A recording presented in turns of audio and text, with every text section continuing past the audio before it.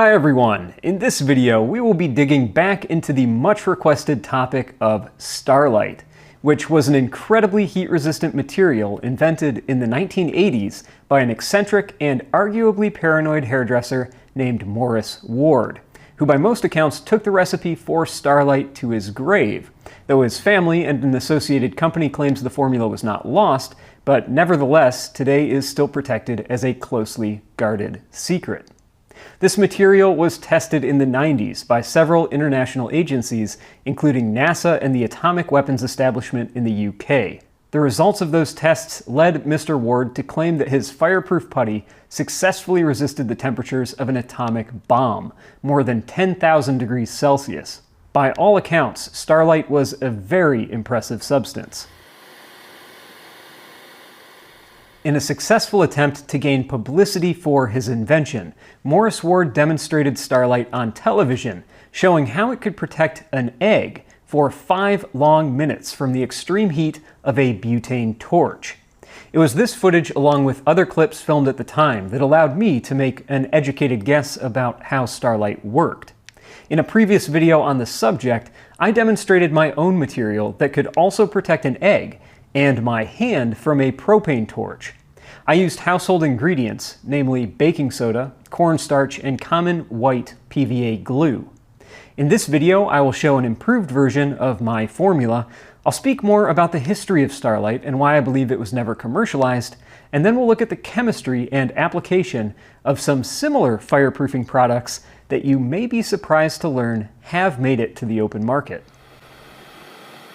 My original observation of Starlite was that as it was heated, it generates a carbon foam, which expands outward toward the source of heat.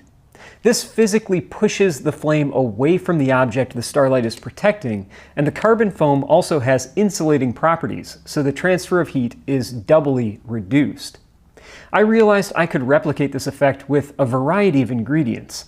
At least one ingredient must be a chemical that contains carbon and releases that carbon when it burns, and another must be a chemical that, when heated, releases a gas like CO2, thus inflating the carbon as it forms, turning it into a carbon foam.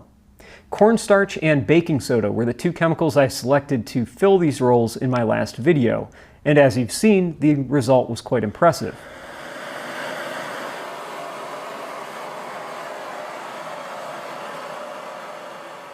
I also used white PVA glue as a binder to hold the two other ingredients together, forming them into a putty, like Starlite. My new recipe offers several improvements on my former 3-part formula. First of all, I've cut the cost in half, at least, by eliminating the most expensive ingredient, which was the glue. My old formula also suffered from reduced performance once it became completely dry, because it lost elasticity, which you need in order to form the tiny bubbles that expand outward as they turn into the desired protective carbon foam. I've also found an optional ingredient that adds both mold and insect resistance, as well as an improvement I did not expect, which I'll talk about in a moment. These are the ingredients I use in my improved composition. 40 grams of flour, then 20 grams each of cornstarch, powdered sugar, and baking soda.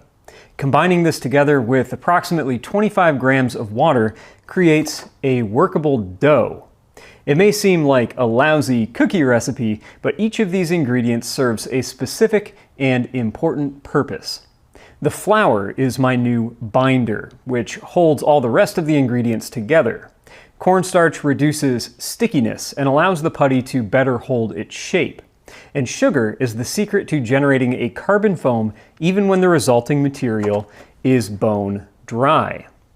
When heat is applied to my composition, the sugar inside will melt, providing elasticity and lubrication between the other chemicals so that gas bubbles can form. Baking soda is the final ingredient, which, when heated, releases CO2 and water, which inflate the carbon bubbles and give us our final result. An extremely heat-resistant putty, which can be used as is or dried into solid tiles.